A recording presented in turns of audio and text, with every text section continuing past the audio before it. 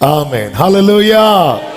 ஏசாயா 41வது அதிகாரம், ஏசாயா தீர்க்கதரிசன புஸ்தகம் 41வது அதிகாரம், அதனுடைய 10வது வசனத்தை வாசிக்க கேட்கலாம். ஏசாயா 41:10.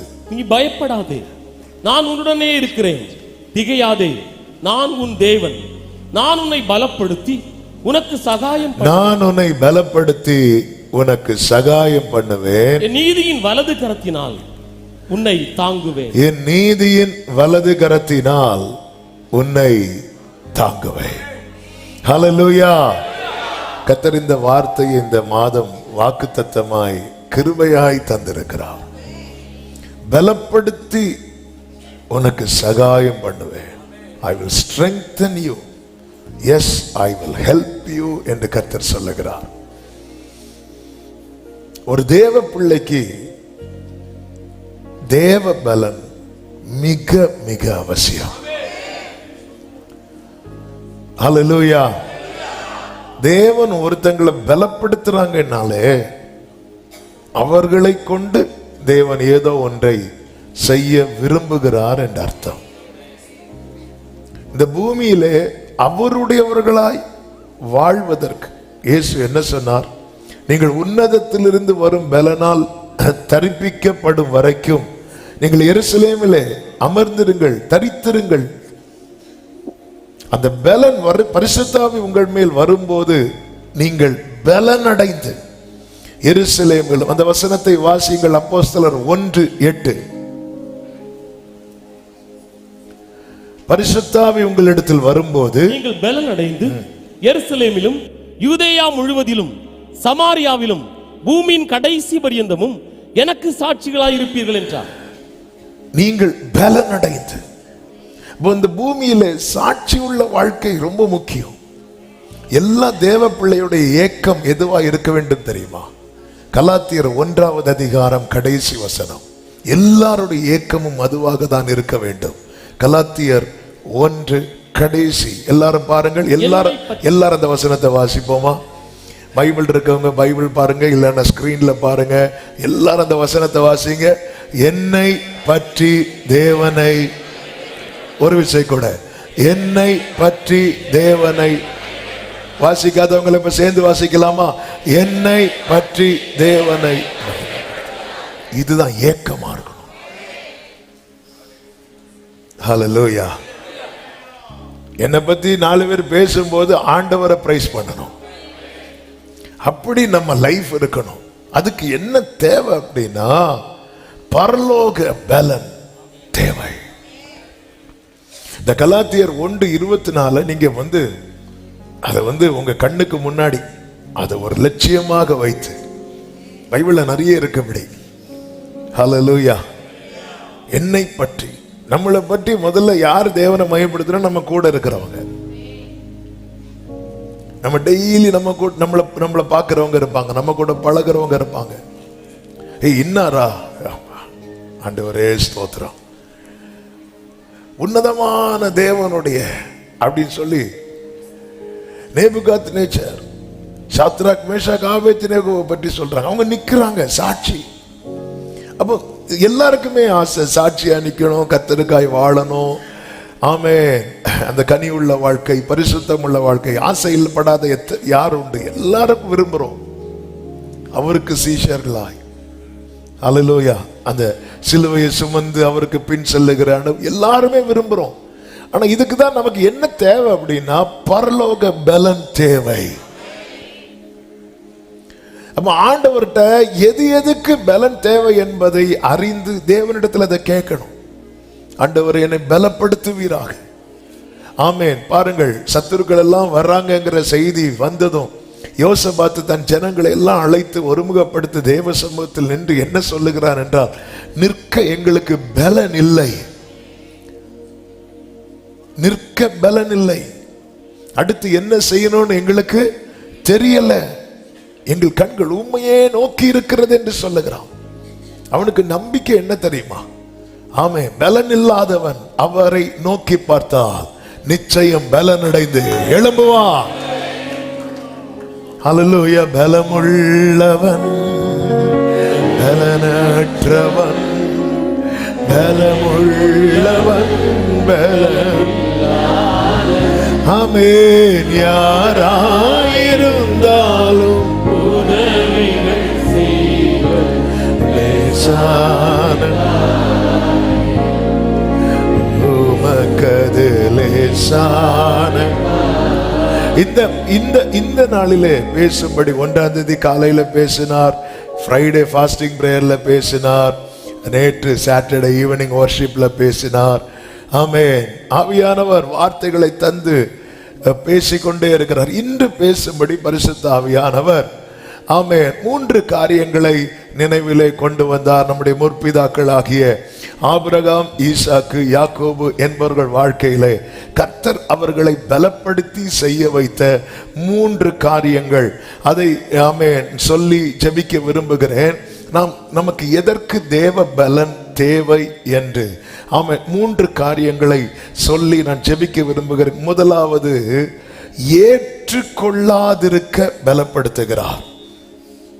சொல்லுங்க பார்க்கலாம், சத்தமா சொல்லுங்க பார்க்கலாம். ஆதியாகமம் 14வது அதிகாரம் அதனுடைய 21, 22 வசனங்களை வாசியுங்கள். ஆதியாகமம் 14வது அதிகாரம் 21, 22 வசனங்கள். சோதோமின் ராஜா ஆபிரகாமை நோக்கி, ஜனங்களை எனக்கு தாரும், பொருட்களை நீர் எடுத்துக் கொள்ளும் என்றான். அதற்கு ஆபிரகாம் ராஜாவை பார்த்து, சோதோமின் ராஜாவை பார்த்து, ஆபிரகாமை ஐஸ்வர்யவான் ஆக்கினேன் என்று நீர் சொல்லாதபடிக்கு நான் ஒரு சரட்டையாகிலும் பாதரட்சியின் வாரையாகிலும் உமக்கு உண்டானவைகளில் யாதொன்றையாகிலும் எடுத்துக்கொள்ளேன் என்று வானத்தையும் பூமியையும் உடையவராகிய உன்னதமான தேவனாகிய கர்த்தருக்கு நேராக என் கையை உயர்த்துகிறேன். சோதோமின் ராஜா அநேக பொருட்களை கொண்டு வந்து கொடுக்கிறான்.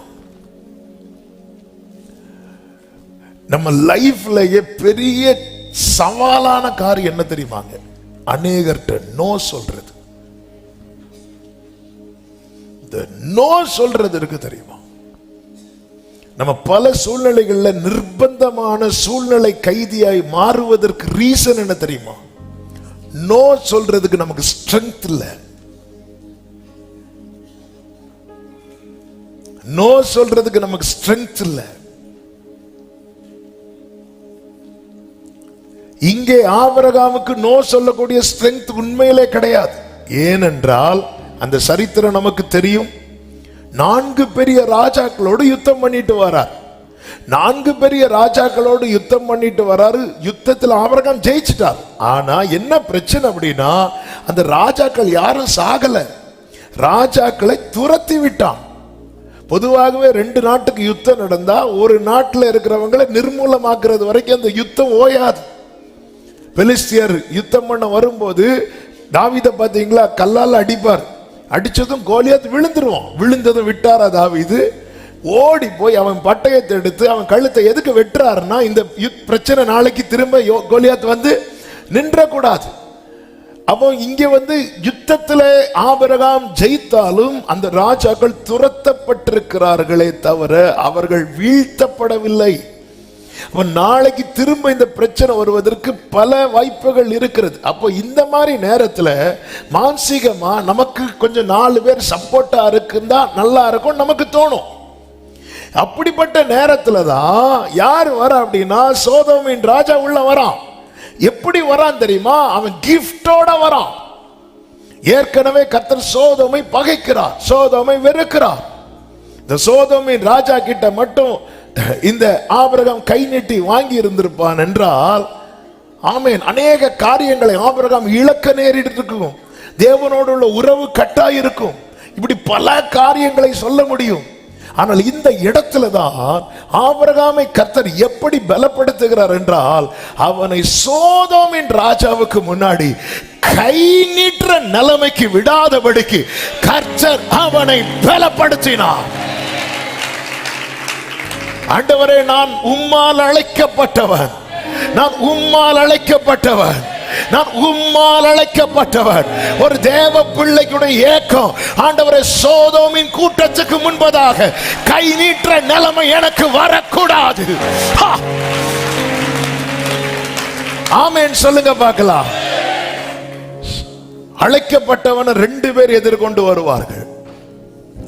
ஒருவர் சாலேமின் ராஜா, இன்னொருவன் சோதோமின் ராஜா. அழைக்கப்பட்டவனை 2 பேர் எதிர்கொண்டு வருவார்கள். அழைக்கப்பட்டவன் மேலதான் 2 பேருடைய போக்கஸ் இருக்கும். ஹல்லேலூயா. சபையின் மேலதான் பரலோக பார்வையும் இருக்கும், பாதாள பார்வையும் இருக்கும். ஆமென். மக்களுடைய பார்வைகள் வேற வேற இருக்கும், அவங்க இவங்க இல்ல. சபையின் மேலதான், அழைக்கப்பட்டவன் மேலதான் பரலோகத்தின் பார்வையும் பாதாளத்தின் பார்வையும் இருக்கும். ஆனால் ஒரு காரியம் நம்மை பலப்படுத்தும், என்ன தெரியுமா? அழைத்தவர் உண்மையுள்ளவர். நல்ல கையை தட்டி ஆமென் சொல்லுங்க பார்க்கலாம். அழைத்தவர் உண்மையுள்ளவர். ஹல்லேலூயா, ஹல்லேலூயா. என்னை அழைத்தவரே என்றும் நடத்துவீரே, உங்க கரம் இருக்க. அழைக்கப்பட்டவன் நோ சொல்றதுக்கு பழகணும். இந்த எசேக்கியா ராஜா இருக்கிறார்ல, நல்ல ராஜா, கர்த்தர் பேரில் நம்பிக்கை வைக்கிறதுல தாவீதை மிஞ்சின ராஜா. தாவீதை மிஞ்சின ராஜா.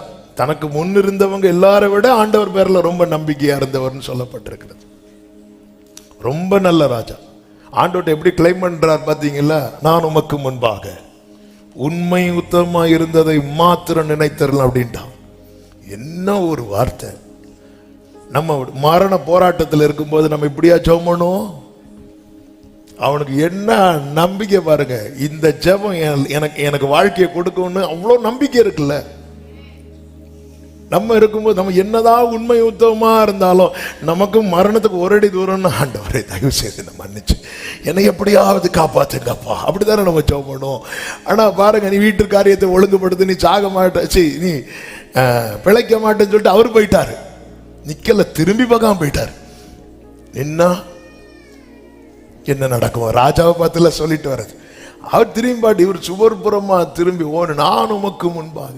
இப்படிப்பட்ட ராஜா அவன் வியாதியா இருக்கிறான்னு கேள்விப்பட்டு யார் உள்ள வர அப்படின்னா பாபிலோன் ராஜா வரான்.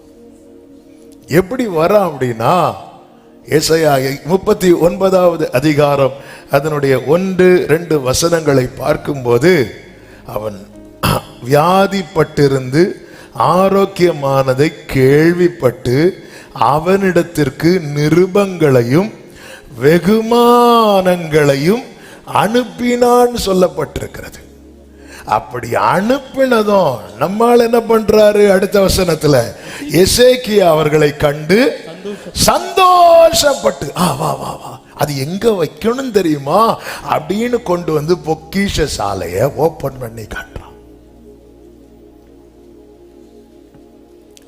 இஸ்ரவேலர்கள் பாபிலோனுக்கு சிறைப்பட்டு போவதற்கு முக்கிய காரணமாக அமைந்த ஒரு சம்பவம் தான் இது. கை நீட்டான். அவன் சிறைப்பட்டு போகல, தலைமுறை பிடிக்கப்பட்டது. அவன் சிறைப்படவில்லை, ஏன்னா அவனுக்கு கொடுத்த வாக்குத்தத்தம் இருக்கிறது. அதனாலதான் உன்னாட்களில் சமாதானமா இருக்கும், ஆனா அவன் தலைமுறையை தூக்கிட்டு போயிருவாங்க. என்னதான் ஒரு தேவ பிள்ளைக்கு தெரியணும். ஆமே, இயேசு கிறிஸ்து பசியா இருந்த போது முதல் அப்பத்தை கொண்டு வந்தது யார் தெரியுமா? சாத்தான். ஆனா அவன் கொண்டு வந்தது என்ன அல்ல? அப்பம் அல்ல. இது போலதான் அது அப்பமா இருந்தாலும் அது எனக்குரிய அப்பம் அல்ல. இந்த கிரகிக்கத்தக்க ஞானமும் நிலைக்கத்தக்க பலனும் தேவன் தர விரும்புகிறார். இந்த காலை வேளையில சபையை நம்ம எல்லாத்தையும் விட்டுறோம், ஈஸியா உள்ள விட்டுறோம், உள்ள விட்டு விடுகிறோம். அந்த 2வது வசனத்தை பாருங்கள். எசேக்கியா வாசிங்க. அவர்களை கண்டு சந்தோஷப்பட்டு தன் பொக்கிஷசாலையையும் வெள்ளியையும் பொன்னையும் கந்தவர்க்கங்களையும், பொக்கிஷசாலையும் வெள்ளியையும் பொன்னையும் கந்த வர்க்கங்களையும் நல்ல பரிமள தைலத்தையும் தன் ஆயுதசாலை அனைத்தையும், தன் ஆயுதசாலை அனைத்தையும், தன் பொக்கிஷசாலைகளில் உள்ளது எல்லாவற்றையும் அவர்களுக்கு காண்பித்தான். எசேக்கியா தன் அரமனையிலும் தன் ராஜ்யத்தில் எங்கும் அவர்களுக்கு காண்பியாத பொருள், அவர்களுக்கு காண்பியாத பொருள் ஒன்றுமில்லை.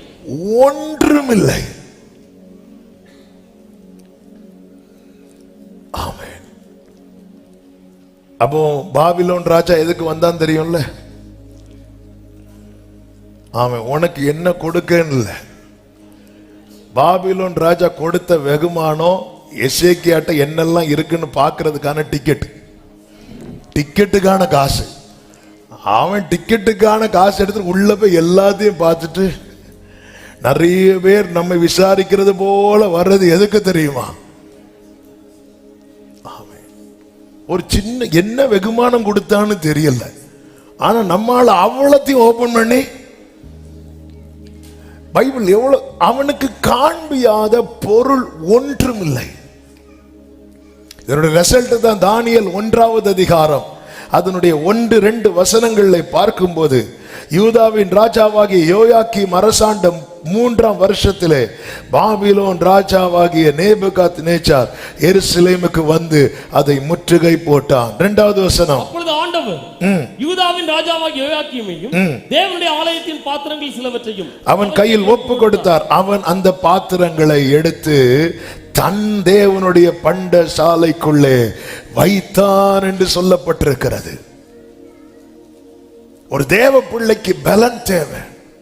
சோதோமின் ராஜா, நல்ல கவனமா கேளுங்க, சோதோமின் ராஜாவை நான் உன்னை பகைக்கிறேன், நான் உன்னை வெறுக்கிறேன் அப்படியெல்லாம் ஒண்ணுமே சொல்லல. நான் இதுல இருந்து ஒண்ணு எடுத்திருக்க மாட்டேன். சில காரியங்களை நாம் ஏற்றுக்கொள்ள கூடாது.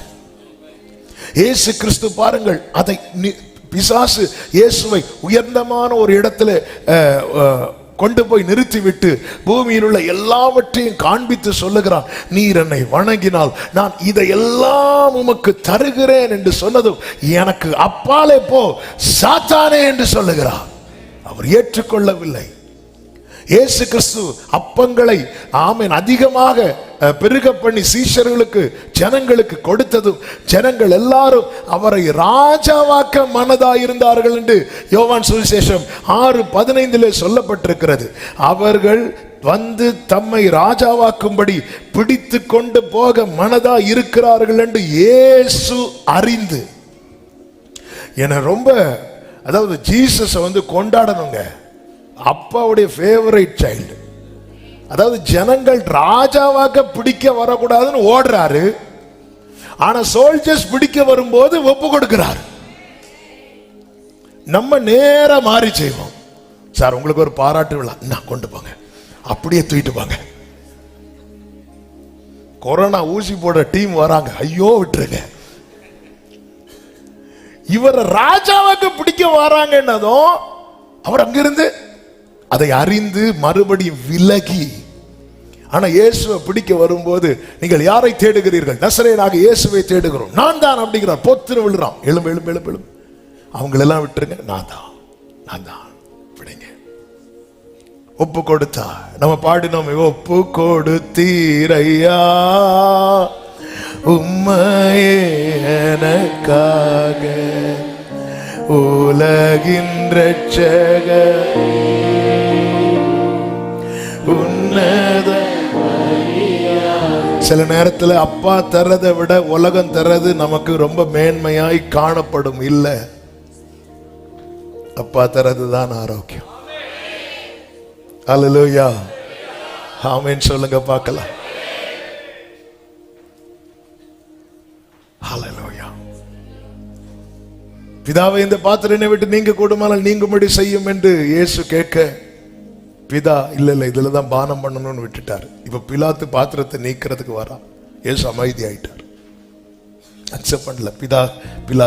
பிதா கிட்ட இப்படி நின்னவர் பிலாத்து கிட்ட மட்டும் ப்ளீஸ் அப்படி ஒரு வார்த்தை சொல்லி இருந்தா அங்க வேற. இயேசு அமைதி ஆயிட்டார். என் ஆண்டவரை போல சிலுவையிலே கசப்பு கலந்த காடி கொடுத்தார்கள் என்று சொல்லப்பட்டிருக்கிறது. அவர் அதை டேஸ்ட் பார்த்துட்டு முகத்தை திருப்பிட்டார்.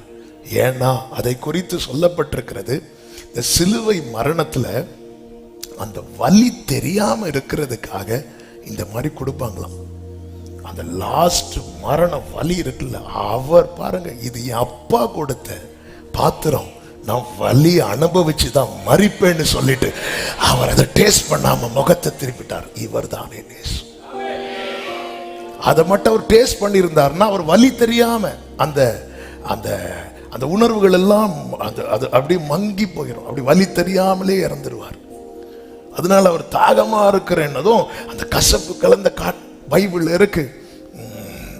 மத்தேயு 27:34 என்று நினைக்கிறேன். மத்தேயு 27:34. கசப்பு கலந்த காடியை அவருக்கு குடிக்க கொடுத்தார்கள். அவர் குடிச்சாரு. அப்படி டேஸ்ட் பண்ணதும் அவருக்கு தெரிஞ்சிட்டு, இவன் நம்மளை பெயின் இல்லாம கொல்ல பார்க்கிறான். இல்ல, வேதம் என்ன சொல்லுகிறது தெரியுமா? மெய்யாகவே அவர் நம்முடைய பாடுகளை ஏற்றுக்கொண்டு நான் இயேசுவின் பிள்ளைங்கிறதுல இதுதான் எனக்கு பெருமைன்னு சொல்றவங்க நல்ல கைய தட்டி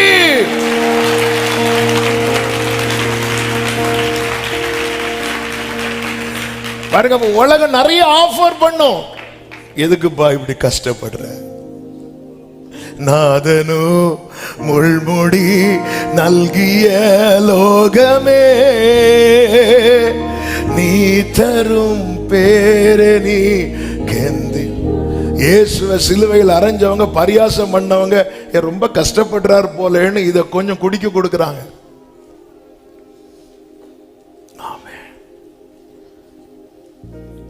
குடிச்சிட்டான்னா அவருக்கு அந்த உணர்வு எல்லாம் நஷ்டமாயிரும். அப்ப அந்த பெயின் இல்லாம அவர் இறந்திருப்பார். நமக்கு தோணும், உலகம் நல்லது தானே பண்ணுது, நமக்கு சொந்தக்காரங்களாம் நல்லது தானே பண்றாங்க. ஆமே, பேதுருட்ட சொன்னார்ல, என் பிதா கொடுத்த பாத்திரத்தில் நான் வலியை அனுபவிக்கிறது என் அப்பா சித்தம்னா அதை நான் அனுபவிக்க தான் செய்வேன். என்னங்க ஹalleluya, இதுக்கு தான் பலன் தாங்க. பலன் தாருமே, பலன் தாருமே,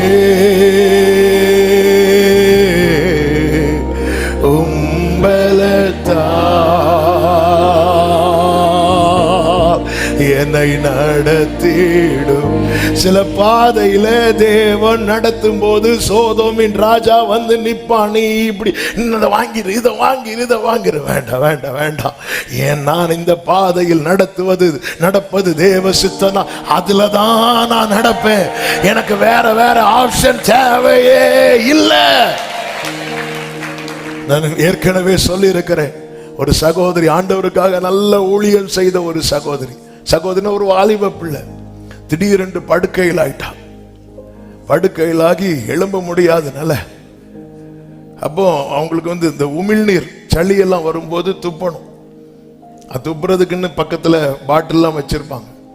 ஒரு நாள் என்ன ஆச்சு, அவங்களுக்கு எலும்பி கூட துப்ப முடியல. அப்போ சைடு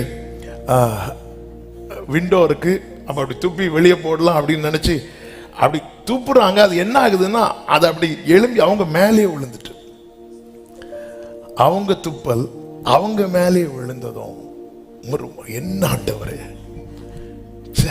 அப்படி சொல்லிட்டு அப்படி தொடச்சிட்டு, ஆண்டவரே எனக்கு இப்படி பண்றீங்க, என் துப்பல் என் முகத்துல விழணுமாப்பா அப்படி சொல்லிட்டு ஓன்னு அழ ஆரம்பிச்சதும் அந்த கண்களுக்கு முன்பதாக அந்த கல்வாரி காட்சி இயேசு அப்படியே நிற்கிறாங்க.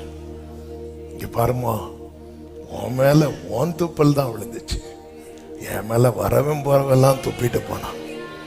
அத்தனை பேரும் காரி உமிழ்ந்தார்கள். அப்படி சொன்னதும் அந்த சகோதரி ஓன்னு அழுதாங்களாம். அப்பா இதெல்லாம் ஒண்ணுமே இல்லப்பா. நம்ம எல்லாம் சில காரியங்களை நமக்கு புரியவில்லை. நல்ல புரிந்து கொள்ளுங்கள். சபையை எப்படி நடத்தினா என்ன பரலோகத்துக்கு கொண்டு போய் சேர்க்க முடியுமோ அப்படி நடத்தும்படியாக தான் எனக்கு ட்ராக் போட்டிருக்கிறார். நான் இப்படி நடந்தாதான் பரலோகத்துக்கு போவேன்னா இந்த பாத்திரத்தை என்னை விட்டு எடுத்துருங்கன்னு மட்டும் கேட்டுறாதீங்க. இல்ல, சோதோமின் ராஜா வருவான், சாத்தான் அப்பத்தை கொண்டு வருவான், ஜனங்க வருவாங்க, கசப்பு கலந்த காடியை அதை மட்டும் குடிச்சிருந்தாருன்னா அவர் வலி இல்லாம கடைசியில் துடிக்கிறார். என் தேவனே என் தேவனே ஏன் என்னை கைவிட்டீர்னு துடிக்கிறார். அது மட்டும் குடிச்சிருந்தாருன்னா அந்த துடிப்பு வந்திருக்காது. இல்ல, நான் கஷ்டப்படணும்னு என் அப்பா நினைச்சிட்டாரா? நான் அதுக்குதான் நான் கஷ்டப்பட்டு தான்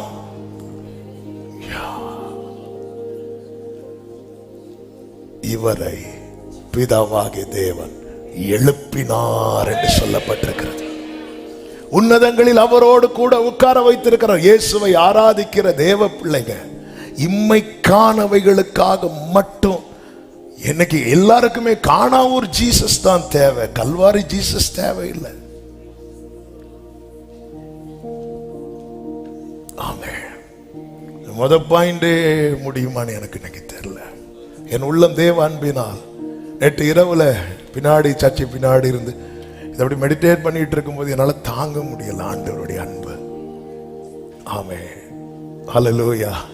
அதனாலதான் அவர் தாமே சோதிக்கப்பட்டு பாடுபட்டபடியா சோதிக்கப்படுகிறவர்களுக்கு உதவி செய்ய நான் அழுதா அவருக்கு தெரியும் எதுக்கு அழுறான். இதை தாவீது உள்வாங்கி சொல்லுகிறார். என் ஆவி என்னில் தியங்கும் போது நீரன் பாதையை அறிந்திருக்கிறீர், யாரும் அறியாத என்னை தேடி வந்தவரே, தேடி வந்த தூக்கி எறியப்பட்ட தூக்கி வேண்டும் என்று சொல்லி சேர்த்து கொண்டவரே, உம்மழகான கண்கள், உம்மழகான ரகலமா தனரா மாமா ஷேகரேலே மாமா துடரா மாமா லாரா. ஹல்லேலூயா. எனக்கு இந்த கஷ்டத்தின் நடுவுல, பிரச்சனை நடுவுல, போராட்டத்தின் நடுவுல ஏன்பா ஏன்பா ஏன்பா தோணுது.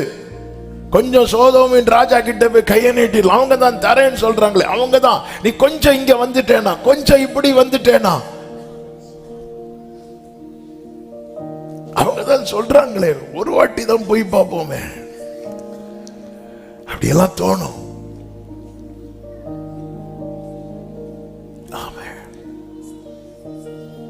கடந்த 10 வருடமாய் உங்களிடத்தில் உங்கள் சம்பாத்தியம் என்ன அப்படின்னு கேட்டா ஒரு பெரிய கொஸ்டின் மார்க்.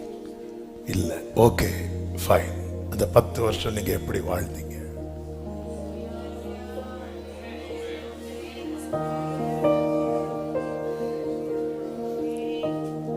இந்த சத்தத்தை கேளு சபை. உன்னை அழைத்தது அழிக்க அல்ல, அவரோடு இருக்க. உன்னை அழைத்தது அழிக்க அல்ல, அவரோடு இருக்க. இந்த பாதையில நடத்தினாதான் என் தலைமுறை நாளைக்கு நிக்கணும். அவர் ஆபிரகாமின் தேவன் மாத்திரம் அல்ல, அவர் ஈசாக்கின் தேவனும் அவர் யாக்கோபின் தேவனும் ஆகிய கர்த்தர். பவுல கல்லறிறாங்க. எபேசு அந்தியோகியாவில அவன் செத்துட்டான் நினைச்சு அவனை வெளியே இழுத்து போடுறாங்க. அப்போஸ்தலர் 14வது அதிகாரம். சீஷர்கள் அவனை சூழ்ந்து நிற்கும் போது அவன் எழும்புறான். எழும்பி 22வது வசனத்திலே சொல்லப்பட்டிருக்கிறது, சீஷருடைய மனதை திடப்படுத்தி விசுவாசத்திலே நிலைத்திருக்கும்படி அவர்களுக்கு புத்தி சொல்லி. எங்க விசுவாசத்துல நிலைத்திருக்க மனதை திடப்படுத்துறான் தெரியுமா? இப்படி எல்லாம் கல்லறிவாங்க. அடுத்து என்ன சொல்றார் தெரியுமா? வாசிங்க. நாம் அநேக உபத்திரவங்களின் வழியா தேவனுடைய ராஜ்யத்தில் பிரவேசிக்க வேண்டும் என்று சொன்னார்கள். அவன் எப்படி பார்க்கறான் அப்படின்னா, ஏன் மேல இந்த கல்லு விழ தேவன் அலோவ் பண்ணார். ஓகே, நான் அந்த கிங்டம்னுக்குள்ள பிரவேசிக்கிறதுக்கு இப்படி ஒரு பாதையை கர்த்தர் எனக்கு வைத்திருக்கிறார். தாவீது சொல்லுகிறான், நான் உபத்திரவப்பட்டது எனக்கு நல்லது. நான் உபத்திரவப்படுவதற்கு முன் வழி தப்பி நடந்தேன். இப்பொழுதோ உமது கட்டளைகளை காத்து நடக்கிறேன். இங்கே ஆபிரகாமை கர்த்தர் எப்படி பலப்படுத்தினார் தெரியுமா?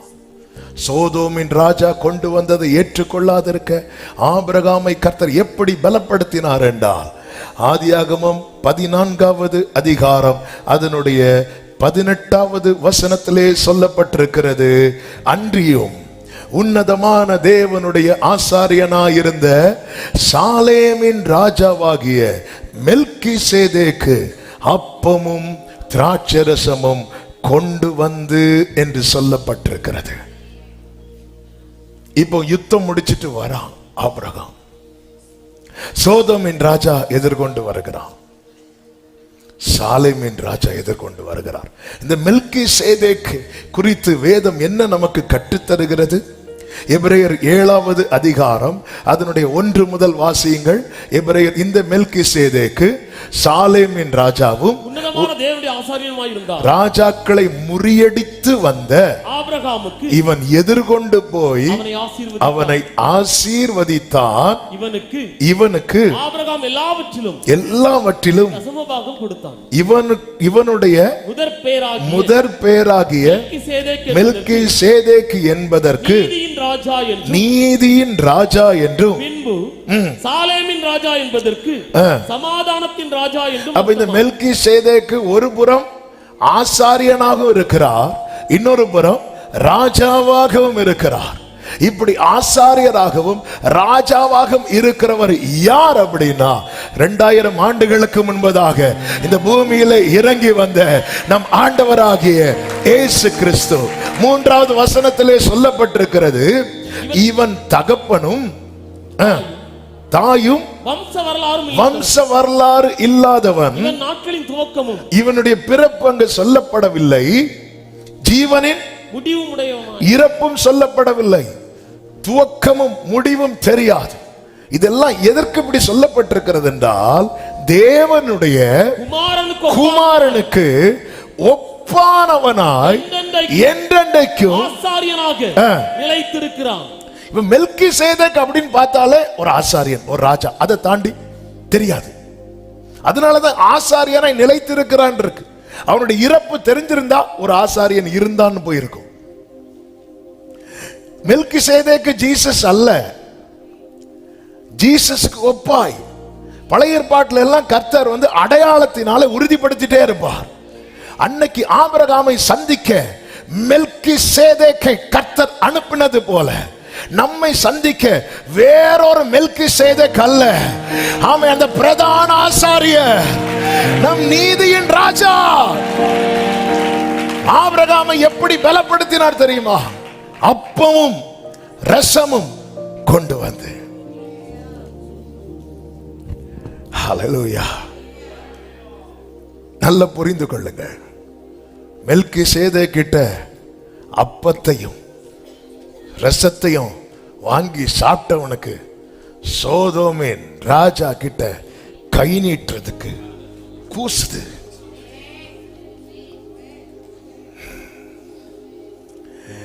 என் ஆண்டவர் என்னிடத்தில் வந்து ஒரு பையில அப்பமும் இன்னொரு பாட்டில ரசத்தையும் கொண்டு வரல. என்ன ஆண்டவரே, மெல்கிசேதேக் ஆபிரகாமை பார்க்கும்போது கையில அப்பவும் ரசம் வச்சிருந்தார், நீங்க என்ன ஆண்டவரே சும்மா வந்திருக்கிறீங்கன்னு கேட்டா, நான் தான் உனக்கு அப்பம், என் ரத்தம் தான் உனக்கு ரசம். என்னை புசிக்கிறவன் நிலைத்திருப்பான், மரித்தாலும் பிழைத்திருப்பான். ஒரு தேவ பிள்ளையின் பலம் என்ன தெரியுமாங்க? நம்ம கம்யூனியன் டைம் ஒரு சின்ன துண்டு கொஞ்சம் ரசம் நம்ம குடிச்சிட்டு எழும்பி சர்ண ஓடுறது நிக்கிறோம். அதுலதான் என் ஜீவனே இருக்கு, என் பலனே இருக்கு. ஹல்லேலூயா, ஹல்லேலூயா, ஹல்லேலூயா. எத்தனை பாக்கியவான்கள்!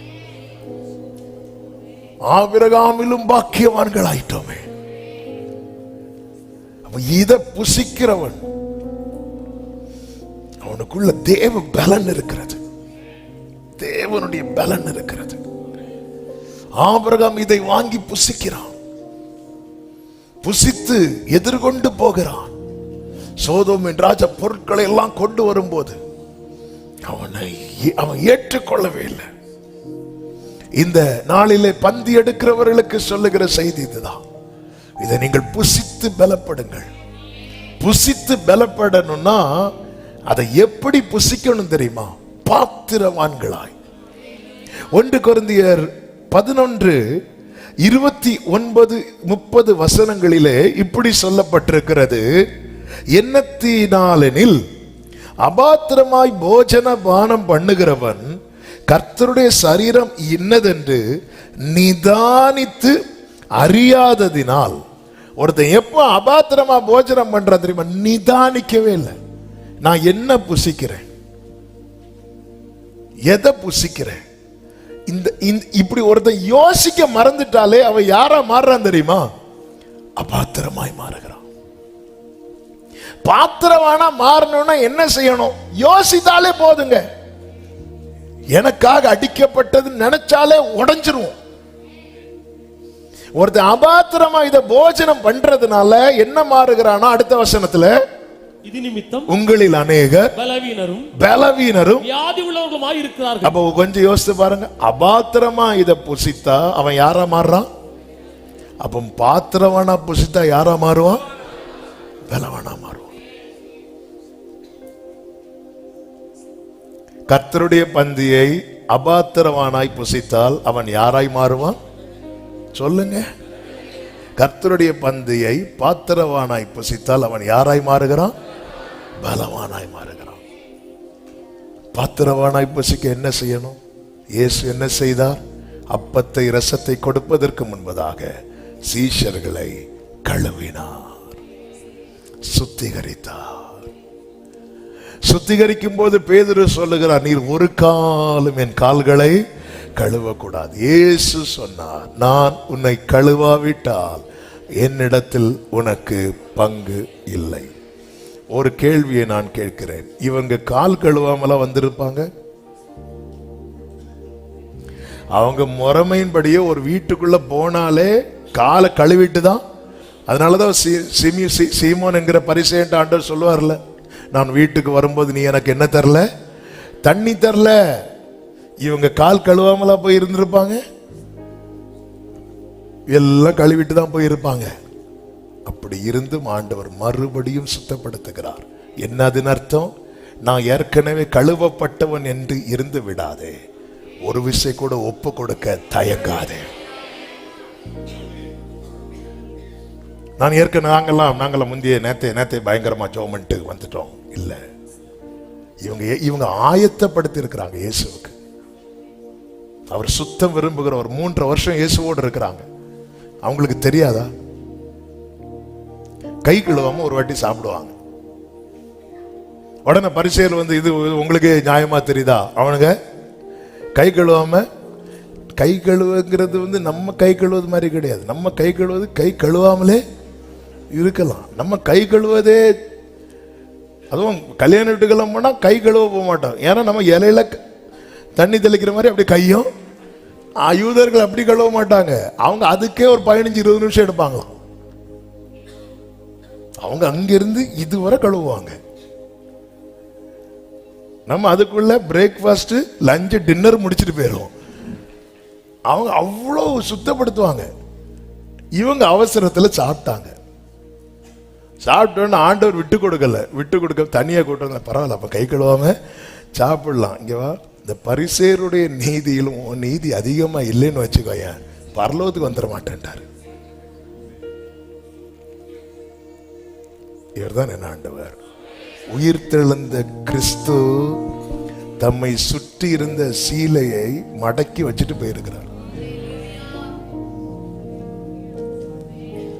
நிறைய பேர் காலில் எழும்புவாங்க, உயிர்த்தெழு மாதிரி எழும்புவாங்க. பெட்ஷீட் அங்க கிடக்கும், பில்லு கேட்டோம், நாங்க எழும்பி விட்டேன்.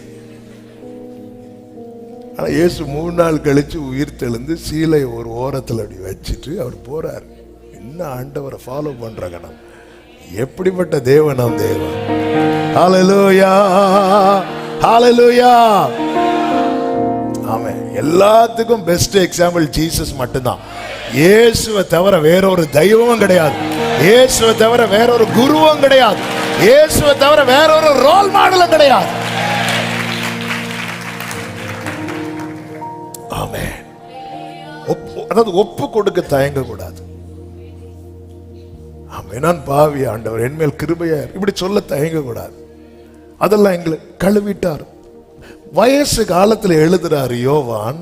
எழுதும் போது சொல்ற, நம்மில் பாவம் இல்லை என்போமானால் நம்மை நாமே சேரா மீன்கள்கிட்ட ஒரு பாவத்தை சொல்ல முடியுமா? யாருக்காவது முடியாது. அப்படி இருந்தும் அவருக்கு முன்னாடி அவங்களால நிக்க முடியல. அவருடைய ஹோலினஸ் அப்படிப்பட்டது. பேதுரு ஃபர்ஸ்ட் இயேசுவின் பாதத்தில் விழும்போது எப்படி விழுந்தார் தெரியுமா?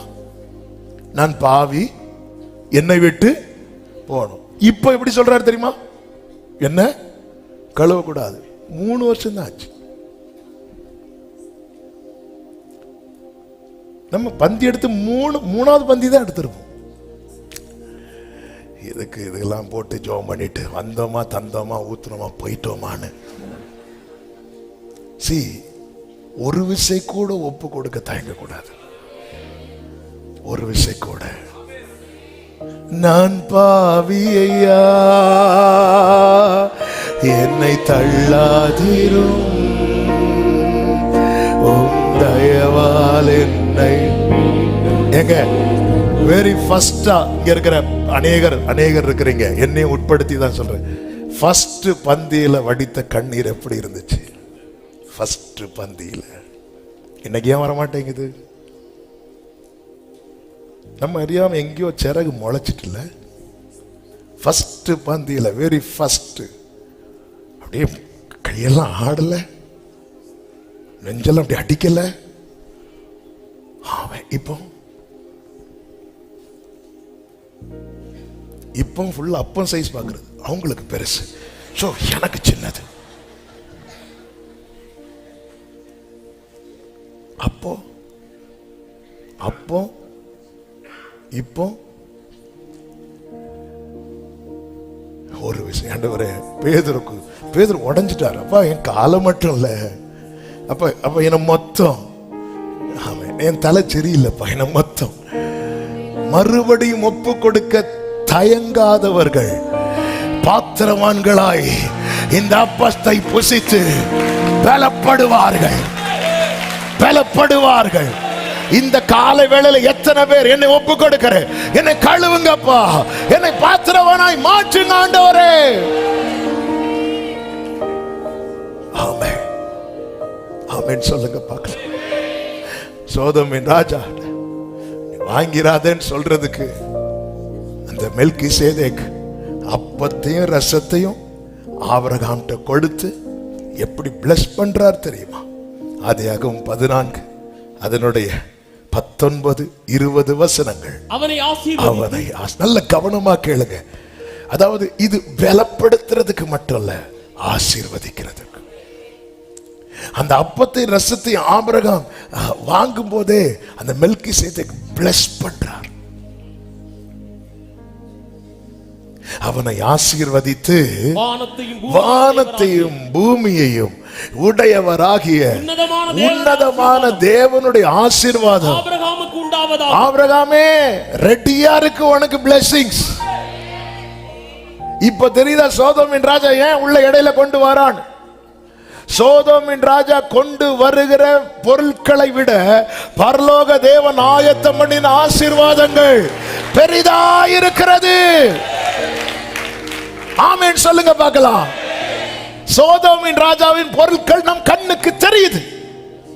அவர் ஆயத்தம் பண்ணது ஒரு கண்ணும் காணவில்லை. அதனால நம் கண்ணுக்கு தெரிஞ்சதுனால நம்ம கை நீட்டுறோம். இல்ல இல்ல, குறித்த காலத்துக்கு தரிசனம் வைக்கப்பட்டிருக்கிறது. முடிவிலே அது விளங்கும், அது பொய் சொல்லாது. உன்னதமான தேவனுடைய ஆசீர்வாதம் ஆபிரகாமுக்கு உண்டாவதாக. அடுத்த வசனத்துல உன் சத்துருக்களை உன் கையில் ஒப்பு கொடுத்த உன்னதமான தேவனுக்கு ஸ்தோத்திரம் என்று சொன்னார். ஆமென். ஆபிரகாம் நீ ஜெயிக்கல, அவர் ஒப்பு கொடுத்தார். அதன் அர்த்தம் என்ன? இதோ அப்பத்தையும் ரசத்தையும் உட்கொள்ளுறியே, நீ யுத்தம் பண்ணுகிற இடத்துல உனக்காக அவர் யுத்தம் பண்ணுகிறார்.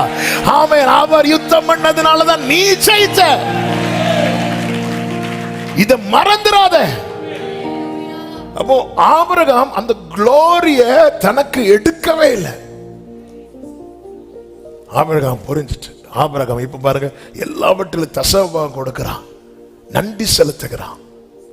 இப்போ புறப்பட்டு வரும்போது சோதோமின் ராஜா வருகிறான். ஒவ்வொரு முறை ஆராதனை முடிச்சிட்டு போகும்போதெல்லாம் சோதோமின் ராஜா வருவான். இப்பிரபஞ்சத்தின் தேவனானவன் என்று அவனை குறித்து சொல்லப்பட்டிருக்கிறது. வருவான். ஏவாள்கிட்ட பழத்தை கொண்டு வந்தான், இயேசு கிட்ட அப்பத்தை கொண்டு வந்தான். இப்படிதான் வருவான். ஈட்டி எடுத்துட்டு இப்படிலாம் வரமாட்டான். பழத்துக்குள்ள வச்சிருப்பான் விஷம். ஆமென். பலப்பட்டார் ஆபிரகாம். பலப்பட்டு இப்படி கையை வைத்துட்டான். ஆண்டவர்கிட்ட, ஆண்டவரே நான் உலகத்திட்ட போய் நான் கை நீட்டுற நிலைமை எனக்கு வரவே.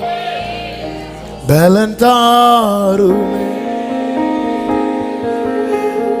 பிரியமான கர்த்தருடைய பிள்ளைகளே, இன்னைக்கு அநேகர் பார்த்துட்டு இருக்கிறாங்க, இவன் எப்படியும் கடைசி நம்மள்கிட்ட தான் வருவான், இவ எப்படியும் கடைசி நம்ம கிட்ட தான் வருவான்.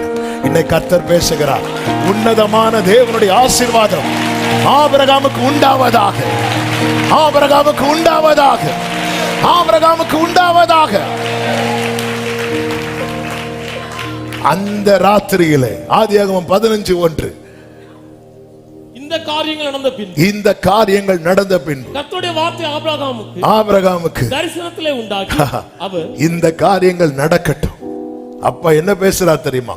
நீ பயப்படாதே, நான் உனக்கு கேடகமோ, உனக்கு மகா பெரிய சத்தமாமே. ஆமென். இன்னைக்கு நிறைய பேர் நோ சொல்ல முடிய மாட்டேங்குது. ஒரு சீனியர் பாஸ்டர் என்னை கூப்பிட்டு எனக்கு சில காரியங்களை சொல்லும் போது சொன்ன ஒரு வார்த்தை, ஜான்சன் நோ சொல்ல பழகிக்கோ அப்படின்னு. நோ சொல்ல பழகிக்கோ.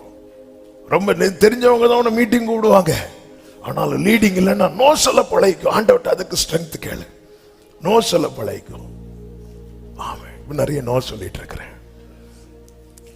ஆண்டவரே ஆண்டவரே ஆண்டவரே ஆண்டவரே, நோ சொல்ல பழகு. தேவ பிள்ளைகளே, நோ சொல்ல பழகணும்.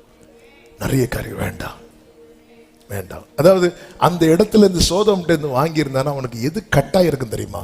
உன்னதமான தேவனுடைய ஆசீர்வாதம் கட்டாயிருக்கும். ஆபிரகாம் இத்தனை வருஷம் காத்திருக்கியே, ஆபிரகாம் கட்டாயிரக்கூடாது, கட்டாயிரக்கூடாது. கர்த்தர் நிறைய ஆயத்தம் பண்ணி வைத்திருக்கிறா. ஆமென். சில உள்ளங்களோடு என் தேவன் பேசுகிறதை என் ஆவியில நான் உணர்கிறேன். கட்டாயிரக்கூடாது. ஆமென் சொல்லுங்க பார்க்கலாம். ஆமா, ஏற்றுக்கொள்ளாதற்கு பலப்படுத்துகிறார். நேரம் போகிறதுனால. ஆமே. இரண்டாவது காரியம், எகிப்துக்கு போகாதிருக்க பலப்படுத்துகிறார். ஆதியாகமம் 26வது அதிகாரம் அதனுடைய 1-2 வசனங்களை வாசியுங்கள். ஆபிரகாம் நாட்களில் உண்டான பஞ்சத்தை இயலாமல் பின்னும் ஒரு பஞ்சம் தேசத்தில் உண்டாயிற்று. அப்பொழுது ஈசாக்கு பெலிஸ்தருக்கு ராஜாவாகிய அபிமெலேக்கினிடத்தில் கேராருக்கு போனான். கர்த்தர் அவனுக்கு தரிசனமாகி கர்த்தர் அவனுக்கு தரிசனமாகி எகிப்துக்கு போகாமல் நீ எகிப்துக்கு போகாமல் நான் உனக்கு சொல்லும் தேசத்திலே குடியிரு, நான் உனக்கு சொல்லும் தேசத்திலே குடியிரு, இந்த தேசத்திலே வாசம் பண்ணு, நான் உன்னோட கூட இருந்து உன்னை ஆசீர்வதிப்பேன். இங்கே தேவன் எகிப்துக்கு போகாதிருக்க ஈசாக்கை எப்படி பலப்படுத்துகிறார் என்றால், ஏற்கனவே கொடுத்த வாக்குத்தத்தத்தை மீண்டும் உறுதிப்படுத்தி பலப்படுத்துகிறார். வாக்குத்தத்தம் ஏற்கனவே யாருக்கு கொடுக்கப்பட்டிருந்தது? ஆபிரகாமுக்கு கொடுக்கப்பட்டிருந்தது. தேவன் ஒரு வார்த்தையை நமக்கு தருகிறார் என்றால் அந்த வார்த்தை நம்மோடு முடியாது. நான் உன் வாயில் அருளிய என் வார்த்தை உன் வாயிலிருந்தும் உன் சந்ததியின் வாயிலிருந்தும் உன் சந்ததியினுடைய, அப்ப மினிமம் 3 தலைமுறை. ஹல்லேலூயா சொல்லுங்க, மினிமம். இப்போ வாக்குத்தத்தம் இருக்கிறது. இப்போ பஞ்சகாலம் வந்ததும் எல்லாரும் என்ன பண்றாங்க அப்படின்னா எகிப்துக்கு போகிறதுக்கு புறப்படுறாங்க. புறப்படும் போது ஈசாக்கும் பெட்டியை கட்டி இருப்பார். ஏன்னா ஆபிரகாம் போனார். ஆபிரகாம், ஆண்டவர் எகிப்துக்கு போன்னு சொல்லல, ஆனா ஆபிரகாம் புறப்பட்டு போனார். ஆண்டவர் இப்போ ஈசாக்க ஃபர்ஸ்டே ஸ்டாப் பண்றார். ஈசாக்கு, நீ எகிப்துக்கு போகாமல் நான் உனக்கு சொல்லும் தேசத்திலே குடியிரு அப்படி சொல்லிட்டு, ஆண்டவர் இங்க எப்படி ஆண்டவர் இருக்கு? பஞ்சகாலம். நாம் போன வாரம் கேட்டோமே, இந்த சூழ்நிலை நிமித்தமாக தான் லோத்தானாலும் சரி, நகோமி, இவங்க எல்லாம் தங்களுக்கான பாதையை தெரிந்தெடுத்து போறாங்க. ஆண்டவர்கிட்ட ஒரு காரியத்தை கொஞ்சம் பிடிவாதம் கேட்டு அலோவ் பண்ணிடுவார். ஆனா அப்படி அனுமதிக்கிறதோட சரி, அதுக்கப்புறம் வரக்கூடிய விளைவுகளை நாம தான் சந்திக்கணும். அதை நம்ம போன வாரம் நம்ம கேட்டோம். இங்கே கர்த்தர் சொல்லுகிறார். எப்படி சொல்லுகிறார்? ஏற்கனவே கொடுத்த வாக்குத்தத்தத்தை உறுதிப்படுத்தி. ஆண்டவர் மறுபடியும் மறுபடியும் பேசிக் கொண்டிருக்கிறார் என்றால் நம்மளை இன்னும் வெயிட் பண்ண வைக்கிறார். இங்க பாரு, வாக்குத்தத்தம் இருக்கிறது. நான் உன்னோட கூட இருந்து உன்னை ஆசீர்வதிப்பேன், நான் உனக்கும் உன் சந்ததிக்கும் இந்த தேசங்கள் யாவையும் தந்து உன் தகப்பனாகிய ஆபிரகாமுக்கு நான் இட்ட ஆணையை நிறைவேற்றுவேன். என்ன ப்ராமிஸ் பண்ணி இருக்கிறேன்ல, நான் ப்ராமிஸ் பண்ணி இருக்கிறேன். நீ எகிப்துக்கு போகாது. எகிப்து என்பது எதை காண்பிக்கிறது தெரியுமா? விட்டு வந்த இடம், விட்டு வந்த தேசம், வேண்டாம் என்று விட்டு வந்தது. ஈசாக்கு என்ன செய்தான் தெரியுமா? 6வது வசனத்தை வாசியுங்கள். ஈசாக்கு கேராரிலே குடியிருந்தான். கேராரிலே, அங்கேதான் குடியிருக்கிறான். அங்கே குடியிருந்து ஈசாக்கு என்ன செய்தான்? 12வது வசனம். ஈசாக்கு அந்த தேசத்திலே விதை விதைத்தான். அந்த தேசத்திலே விதை விதைத்தான். கர்த்தர் அவனை ஆசீர்வதித்ததினால் அந்த வருஷத்தில் 100 மடங்கு பலன் அடைந்தான். அந்த தேசம் அந்த வருஷம் 100 மடங்கு. ஹல்லேலூயா. ஈசாக்கு போய் எகிப்துல விதைச்சிருந்தா ஆசீர்வாதம் கிடைச்சிருக்கும். ஆனா ஆண்டவருடைய blessing அங்க இருந்திருக்காது. ஆமென். தேவ பிள்ளைகளே, எல்லாரும் தெரிந்தெடுக்கிற பாதையை நான் தெரிந்தெடுத்துட கூடாது. அதுக்கு எனக்கு என்ன தேவை தெரியுமா? பலன் தேவை. எல்லாரும் தெரிந்தெடுக்கிற பாதையை நான் தெரிந்தெடுத்துட கூடாது.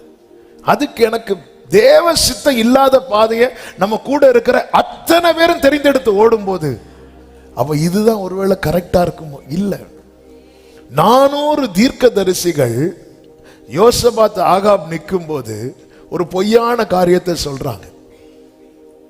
முதல் 100 பேர் சொல்லி அடுத்த 100 பேர் அவங்க என்ன சொன்னாங்க? அவங்க யுத்தத்துல ஜெயம் சொல்றாங்க. எதுக்கு வம்பு, நம்மளும் அதே சொல்லிடுவோம். மெஜாரிட்டி எந்த பக்கம்? 400 பேரும் சொல்லும் போது கர்த்தருடைய தீர்க்கதரிசி மீகாயா வரான், வந்து நிக்கிறான். போகும்போதே 400ல 1 சொல்லிட்டு போறான். இங்க பாரு, எல்லாரும் ஒழுங்கா சொல்லியிருக்காவ, நீயும் சொல்லிரு.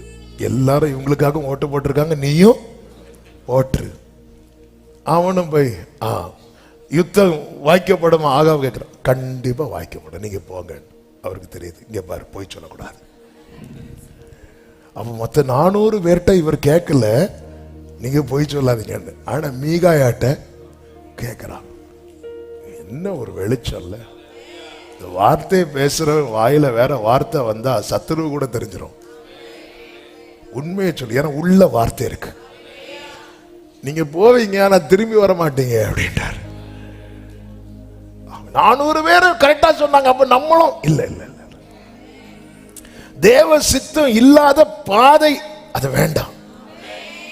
தாவீது பாருங்க, 2 சாமுவேல் 2வது அதிகாரம் அதனுடைய 1வது வசனத்திலே சொல்லப்பட்டிருக்கிறது. பின்பு தாவீது கர்த்தரை நோக்கி, நான் யூதாவின் பட்டணங்கள் ஒன்றிலே போய் இருக்கலாமா அப்படின்னு கேட்கிறார். உடனே கர்த்தர் என்ன சொன்னார்? அதற்கு கர்த்தர் போ என்றார். எங்க போ, எப்படி போன்னு ஏதாவது சொன்னாரா? அங்க போலாமா, போ. தாவீது இப்ப அடுத்து கேட்கிறாரு, எவ்விடத்துக்கு போகலாம்? எங்க போன ஆண்டவரே? இதுதான் இருதயத்தை கேட்டவன்.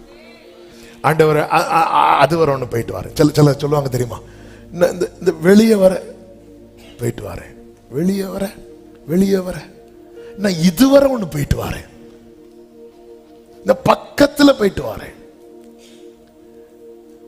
நம்ம ஆண்டவர்கிட்ட நம்ம ஜெபம் அப்படிதான் இருக்கு. ஆண்டவரே அங்க எல்லாரும் கூப்பிடுறாங்க, போலாமா ஆண்டவரே? எங்க கூப்பிடுறாங்க, யார் கூப்பிடுறாங்க, எதுக்கு கூப்பிடுறாங்க? இல்ல ஆண்டவர், நான் யூதாவின் பட்டணங்களில் ஒன்றில் போலாமா? போ. அதாவது நம்ம எப்படி கேட்கிறோமோ அப்படிதான் பதில் வரும். ஆண்டவர், நான் எங்க போன ஆண்டவரே? கர்த்தர் சொல்ல, எப்ரோனுக்கு போ. நான் எவ்வளவுக்கு எவ்வளவு என் ஹார்ட்டை ஓபன் பண்றேனோ அவ்வளவுக்கு அவ்வளவு தெளிவான பதில் வந்துட்டே இருக்கும். நான் எவ்வளவுக்கு எவ்வளவு டீட்டெயிலா கேட்கிறேனோ. ஆபிரகாம் பாத்தீங்களா, 50 இருந்தா அழிப்பீங்களா? டீட்டெயிலா, அதாவது ஆண்டவர்கிட்ட டீட்டெயிலா பேசி பழகணும். அந்த தெளிவர் அங்க போலாமா, போ. அப்படி எங்க? யூதாவின் பட்டணங்களில் ஒன்று. அப்ப நம்ம மைண்ட் செட் பண்ணணும், எங்க தெரிந்தெடுக்கலாம். ஓகே, ஆண்டவர் அங்க போன்னு சொன்னார், அங்க எங்கன்னு சொன்னாரா? நம்ம அங்கங்கிற ஒரு டைரக்ஷன், இந்த வசனத்தின் முதற் பகுதியை மட்டும் வச்சுட்டு என்ன ஆண்டவரே, ஒரு லீடிங்கும் இருக்க மாட்டேங்குது. தாவீது பாத்தீங்களா, சரி நான் அங்க போறேன், அங்க எங்க போனோம்? தெளிவா நாம் பாடினோமே, ஹல்லேலூயா. அவர் தெளிவு. எங்கு செல்ல வேண்டும், என்ன சொல்ல வேண்டும், வழி நடத்தும். நல்ல புரிந்து கொள்ளுங்கள், தெளிவில்லாம வேகமா ஓடுவதை விட தெளிவு உண்டாக காத்திருக்கிறவன் பாக்கியவான். தெளிவில்லாம வேகம் ஓடக்கூடாது. ஆண்டவர் இப்படி காட்டினார், நான் போனேன். இந்த சாஸ்திரிகளை பாத்தீங்களா, நட்சத்திரத்தை பார்த்துட்டு வந்தாங்க. வந்து வந்து வந்து வந்து வந்து வந்து வந்து நேர வரும்போது இப்ப கண்ணு எதை பார்க்கணும்? அரண்மனையை பார்க்குது. நேர உள்ள போயிட்டாங்க. நட்சத்திரம் வந்து அரண்மனை மேல நிக்கல. இவங்க உள்ள போனதுனால நட்சத்திரம் வெயிட் பண்ணிட்டு இருக்குது. உள்ள போய் இந்த குட்டையெல்லாம் கிளப்பிட்டு மொத்த எல்லாருக்கும் தூக்கத்தை கெடுத்துட்டு திருப்பி வெளியே வந்து நட்சத்திரத்தை கண்டு இவர்கள் சந்தோஷப்பட்டார்களாம். நீங்க சந்தோஷப்பட்டீங்க, மொத்த மக்களுக்கு சந்தோஷமும் போச்சு. ஆனா அதே நேரத்தில் மேய்ப்பர்களை பாருங்க, அவங்களுக்கு எல்லாம் தெளிவா பிள்ளையை துணியில சுத்தி, ஆமே, ஆண்டவர்கிட்ட வார்த்தையை கேட்கும் போது ஒன்னும் தெரியாத பேதையா வந்து உக்காந்துடணும். ஆண்டவர் நீங்க ஒரு சிக்னல் காட்டுங்க, மீதி நான் பாத்துறேன். என்ன பாக்குறதுக்கு? ஆண்டவர் நம்மளா கேட்போம் தெரியுமா? இந்த கிதியோன மாதிரி ஒரு திருப்தி இருக்காது. ஆண்டவரின் தோல்ல மட்டும் தண்ணி இருக்கணும், சுத்தி தண்ணி இருக்க கூடாது. இருக்கு, சரி ரெடி, கிளம்பிட்டியா? இவ தோல்ல தண்ணி இருக்க கூடாது, சுத்தி இருக்கணும். இருக்கு. இப்போ ஆண்டவர் என்ன பண்ண? சரி கிதியோனே, 30,000 பேர் இருக்காங்களா, பாதி பேர் அனுப்பு. என்ன ஆண்டவரை சொல்றீங்க? இன்னும் ஆளுக்கு தெளிவில்லை, உனக்கு இன்னும் வரல. இல்ல, போ, சத்துருக்கள் பாளையத்தில் என்ன பேசிட்டு இருக்காங்க கேளு. அங்க பேச வைக்கிறார். ஆமே, கிதியோன் பார்த்தார், இனி நான் அந்த அடையாளம் எல்லாம் கேட்ட வேலைக்கு ஆகாது, நீங்களே எனக்கு ஏதாவது தெளிவை தாங்க ஆண்டவரே. ஒரு தெளிவு. ஆண்டவரே எங்க? நான் எகிப்துக்கு மட்டும் போயிடக்கூடாது. எல்லாரும் போகும்போது எல்லாரும் ஃபோர்ஸ் பண்ணுவாங்க. நகோமி எங்க போனாங்க? மோவாபுக்கு. ஏன் போவாசும் போக வேண்டியதானே? போவாசும் பெத்லகேம்ல தானே இருக்கிறார். போவாஸ் வெயிட் பண்றார். கர்த்தர் என்னை சந்திப்பார், கர்த்தர் என்னை அப்படி வெயிட் பண்ண நபர் அநேகருக்கு ஆசீர்வாதமாய் மாறுகிறார். பஞ்சகாலங்கிறது நகோமிக்கு மட்டும் இல்ல, போவாசுக்கும் தானே. நகோமிக்கு வயல் நிலங்கள் உண்டு, போவாசுக்கு வயல் நிலங்கள் உண்டு. அதனாலதான் நகோமி வயலை சொந்தமாக்குறதுக்கு ஒருத்தன் வந்தான், ரூத்தையும் கட்டணும்னு தான் வேண்டான்ட்டான். இவ்வளவுதான் நமக்கு மதிப்பு. நீங்க வெளியே போட்டிருக்க செருப்பை கூட தூக்கிட்டு போவாங்க, உங்களை பைக்ல ஏத்துக்க ஏத்த மாட்டாங்க. சார் கொஞ்சம் பைக்ல ஏத்துங்க சார், ஏத்த மாட்டேன், என் செருப்பு சார் போட்டிருக்கீங்க.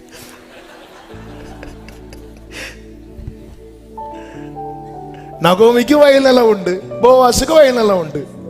நகோமி பஞ்சநதம், ஆண்டவரே மோவாபுக்கு போறேன், சமூகம் எனக்கு முன்பாக செல்லும் போ. நேர போய் அடி வாங்கிட்டு வந்து இங்க பார்த்தா போவாஸ் அழகா வாழ்ந்து வர்றவங்களை வாழ வச்சிட்டு இருக்கிறார். ஆமாம், கர்த்தருடைய சத்தம் கேட்டு நீங்க இருக்கிறது மற்றவர்கள் நகோமி எப்படி பார்த்திருப்பாங்க? பாவம் பிள்ளை, பிழைக்க தெரியாத பிள்ளை சொல்லியிருப்பாங்க. 1000 பேசட்டுங்க, நாளைக்கு அவங்களுக்கு தானியம் உங்க கையால கர்த்தர் கொடுக்க வைப்பாங்க. எகிப்துக்கு போகக்கூடாது. ஒரே ஒரு வார்த்தையை சொல்லி ஜெபிக்கிறேன். 3வது, ஆமென், ஏசாவை பின்தொடராதிருக்க பலப்படுத்துகிறார். ஆதியாகமம் 33:12, 13, 14 வசனங்களிலே ஏசா யாக்கோபை பார்த்து சொல்லுகிறார், பின்பு அவன், நாம் புறப்பட்டு போவோம், வா, நான் உனக்கு முன் நடப்பேன் என்று ஏசா சொன்னதும் யாக்கோபு ரிஜெக்ட் பண்றார். இதே யாக்கோபு ஒரு காலத்தில் ஏசாவின் வழியை தெரிந்தெடுத்தவன், ஏசாவின் வஸ்திரத்தை போட்டு ஏசாவை தன்னுடைய அடையாளமாக்கி கொண்டு போய் நின்றவன். இப்பொழுது யாபோக்காற்றின் கரையிலே கர்த்தர் அவனை எப்படி பலப்படுத்துகிறார் தெரியுமா? அவரோடு உறவாட வைத்து போராடுகிறான், அதன் பிறகு உறவாடுகிறான். உண்மையிலே யாபோக்காற்றின் கரையிலே அதுதான் நடக்கிறது. ஆபிரகாமை அப்பமும் ரசமும் கொடுத்து பலப்படுத்துகிறான். ஈசாக்கை கொடுத்த வாக்குறுதியை மீண்டும் உறுதிப்படுத்தி பலப்படுத்துகிறார். யாக்கோபை உறவாட வைத்து ஆரம்பத்தில் போராட்டம், அவன் போராடினான் என்று இருக்கிறது. அந்த போராட்டம் எப்படி முடியுது தெரியுமா? உறவாடுறதுல முடியுது. எப்படி உறவாடுறாங்க பாருங்க. ஆண்டவர் கேட்கிறார், உன் பேர் என்ன அப்படின்னு. இப்ப இவன் கேட்கிறான், உம்முடைய பேர் என்ன அப்படின்னு. அந்த கான்வர்சேஷன் எவ்வளவு பியூட்டிஃபுல்லா மாறிட்டு தெரியுமா? ஹல்லேலூயா. அதாவது உறவாட முடியலையா, போராடணும். எதுக்கு போராடணும் தெரியுமா? உறவாடுறதுக்கு. ஆண்டவரே எனக்கு உறவாட முடியலப்பா, உறவாட முடியலன்னா போராடணும், என் கூட பேசுங்க ஆண்டவரே. அழுது, அவன் போராட்டத்தினுடைய கிளைமேக்ஸ் என்ன தெரியுமா?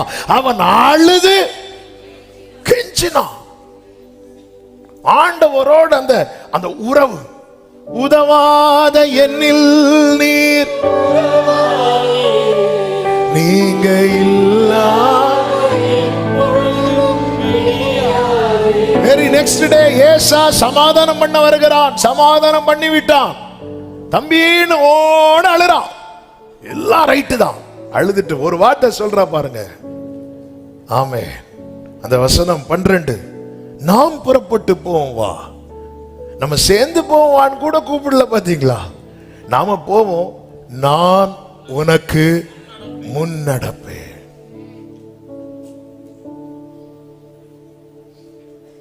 ஆமே, யாக்கோபு ஏன் ரிஜெக்ட் பண்ணா தெரியுமா? இதுக்கு முன்னாடியே கர்த்தர் வலது கையை பிடிச்சு சொல்லிட்டார், நான் உனக்கு முன்னே போய் கோணலானதை செம்மையாக்குவேன். என்னை கர்த்தர் இஸ்ரவேலாய் மாற்றினது ஏசாவை பின்தொடர்வதற்கல்ல, இயேசுவை பின்தொடர்வதற்கு. அவர் சொல்ற, இல்ல நீங்க போங்க, நான் அப்புறம் வரேன், நீங்க போங்க. அனுப்பி விட்டுட்டு யாக்கோபு சுக்கோத்துக்கு பிரயாணம் பண்ணி புறப்பட்டு அங்கே வீடு கட்டினான் இருக்கு. அங்கே பலிபீடம் கட்டுகிறான். பிரியமான கர்த்தருடைய பிள்ளைகளே, நம்முடைய வாழ்க்கையில சில காரியத்தை ஏற்காதிருக்க பலன் வேணும். எகிப்துக்கு போகாதிருக்க பலன் வேணும். ஏசாவின் வழி என்னவென்று சொன்ன டைம் ஆயிரும். அதாவது அவன் விரும்பின ஒரு காரியத்தை செய்யறான். அந்த காரியம் பெற்றோருக்கு வேதனையை கொடுத்தாலும் சரி, கொடுக்கலன்னு சரி, அதை பத்தி அவன் மைண்டே பண்ணாதவன். இதான் ஏசாவின் வழி. நமக்கு பிடிச்சதை செய்யறோம். இது பரலோக தேவனுக்கு வருத்தத்தை கொடுக்குதா, வேதனை கொடுக்குதா, அதை பத்தி யோசிக்கவே மாட்டோம். இதான் ஏசாவின் வழி. எனக்கு பிடிச்சதை நான் பண்றேன், எனக்கு சரின்னு தோன்றதை நான் பண்றேன். ஏசா அப்படிதான் விவாகம் பண்ணுவான். அவர்கள் பெற்றோருக்கு மன நோவா இருந்தார்கள். ஐயோ, நான் இப்படி பண்ணதுனால எங்க அப்பா அம்மா கஷ்டப்படுறாங்களே சொல்லி ஒரு நாள் கூட ஃபீல் பண்ணல. இதுதான் ஏசாவின் வழி. அவன் ஃபீல் பண்ணது எதுக்கு தெரியுமா? அப்பா சொத்து கிடைக்கலன்னு. அழுத, சத்தமிட்டு அழுதானா. நீ பண்ண காரியத்தினால உங்க அப்பா அம்மா அவ்வளவு கஷ்டப்பட்டாங்க, அதை பத்தி ஒரு நாளாவது ஃபீல் பண்ணியா? ஏசா கஷ்டப்பட்டது ரெண்டே காரியத்துக்கு தான், கூழுக்கும் சொத்துக்கும். வேற அவங்க கஷ்டப்பட்டானே இவங்க கஷ்டப்பட்டானே அதெல்லாம். இதான் ஏசாவின் வழி. இல்லை, நான் தெரிந்தெடுக்கும் பாதை என் தேவனுக்கு பிரியமா. யாக்கோபு பாருங்க, இல்லை நான் வர மாட்டேன், நீங்க போங்க. இவர்களை குறித்துதான் எபிரேயர் 11, 13, 14, 15, 16 வசனங்களிலே சொல்லப்பட்டிருக்கிறது. இவர்கள் எல்லாரும் வாக்குத்தத்தம் பண்ணப்பட்டவைகளை அடையாமல் தூரத்திலே அவைகளை கண்டு நம்பி அணைத்துக் கொண்டு பூமியின் மேல் தங்களை அந்நியரும் பரதேசிகளும் என்று அறிக்கையிட்டு விசுவாசத்தோடு மரித்தார்கள். இப்படி அறிக்கையிடுகிறவர்கள் சுயதேசத்தை நாடி போகிறோம் என்று தெரியப்படுத்துகிறார்கள். 15வது வசனத்தை பாருங்கள். தாங்கள் விட்டு வந்த தேசத்தை நினைத்தார்களானால், அவங்க நினைச்ச சோதோம்ட்ட வாங்கியிருக்கலாமோ, எகிப்துக்கு போயிருக்கலாமோ, ஏசாவுக்கு பின்னாடி போயிருந்திருக்கலாமோ, இப்படி நினைத்தார்களானால் அப்படி போவதற்கு அவர்களுக்கு அப்படி நினைச்சா டோர் நிறைய ஓபன் ஆகும். திருப்பியும் சோதோமுக்கு போறதற்கு, எகிப்துக்கு போறதற்கு, ஏசாவுக்கு பின்னாடி போறதுக்கு. காரணம், ஆண்டவரே சொன்னார், கேட்டுக்கு போகும் வாசல் விசாலமாயிருக்கிறது. இன்னைக்கும் சத்துரு ரெடியா இருக்கிறான். நம்ம ஆவேசத்துல ஆண்டவர் மேல இருக்கிற வைராக்கியத்துல வேண்டாம் வந்துட்டோம். இப்ப போனா சேர்த்துப்பாங்களா? கண்டிப்பா சேர்த்துப்பாங்க. ஆனா அவங்க அப்படி நினைக்கல. அடுத்த வசனத்துல சொல்லப்பட்டிருக்கிறது, அதை அல்ல, அதிலும் மேன்மையான பரமதேசத்தையே விரும்பினார்கள். ஆகையால் தேவன் அவர்களுடைய தேவன் எனப்பட வெட்கப்படுகிறது இல்லை. அவர்களுக்கு ஒரு நகரத்தை சத்தமாமேன் சொல்லுங்க பார்க்கலாம். நாளைக்கு தேவன் என்னுடைய தேவன் எனப்பட அவர் வெட்கப்படக்கூடாது. அதுக்கு என்ன தேவை? ஏற்க கூடாது. சில காரியத்தை நோ, வேண்டாம் வேண்டாம் வேண்டாம். ஆண்டவர் ஒன்னு அனுமதிச்ச காரியத்தை முடக்கிறதுக்கு எவ்வளவு ஐஸ்வர்யம் வந்தாலும் வேண்டாம். ஆமென், ஆமென். எகிப்துக்கு திரும்ப கூடாது. இதுக்கெல்லாம் நமக்கு என்ன தேவை தெரியுமா? பலன். கர்த்தருடைய வார்த்தை, கர்த்தரோடு உறவாடுகிறது, கர்த்தருடைய பந்தி, இதெல்லாம் நம்மை பலப்படுத்தி பலவானாய் மாற்றி பொல்லாங்கனை ஜெயிக்க வைப்பதற்கு ஏதுவாக தேவன் ஏற்படுத்தினவைகள். ஆண்டவர் சமூகத்திலே பலன் கேட்போம். கர்த்தர் நம்மை நடத்துவாராக. கண்களை மூடி, பலன் தாருமே, பலன் தாருமே, பலத்தா என்னை நடத்திடுமே, பலன் தாருமே,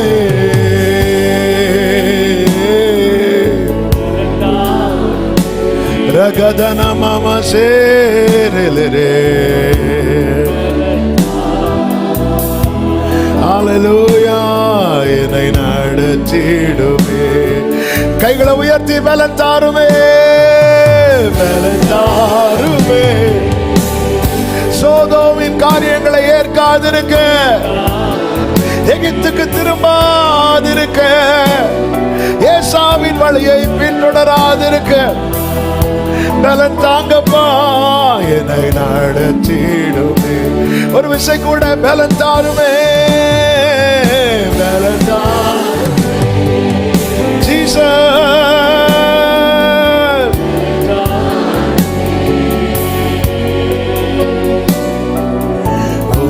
பலத்தா என்னை நடத்தி பரிசுத்த பிதாவை, நல்ல தகப்பனே, கிருபையாய் உங்க சமூகத்துல கொண்டு வந்து பாட, துதிக்க, ஆராதிக்க, ஜெபிக்க வைத்த தயவுக்காய் நன்றி. எங்களோடு பேசினீர். உங்க பலன் எங்களுக்கு தேவை. நீர் எங்களுடைய தேவன் எனப்பட வெட்கப்படாத ஒரு வாழ்க்கை எங்களில் வெளிப்படத்தக்க பலத்தால் இடைக்கட்டும். ஒவ்வொருவரை ஆட்கொள்ளும் ஆசீர்வதியும். தேவ சமாதான கிருபை சூழ்ந்து கொள்ளட்டும். மகிமை, துதி, ஸ்தோத்திரங்கள் அனைத்தும் ஒருவருக்கே செலுத்துகிறோம். இரட்சகர் இயேசு கிறிஸ்து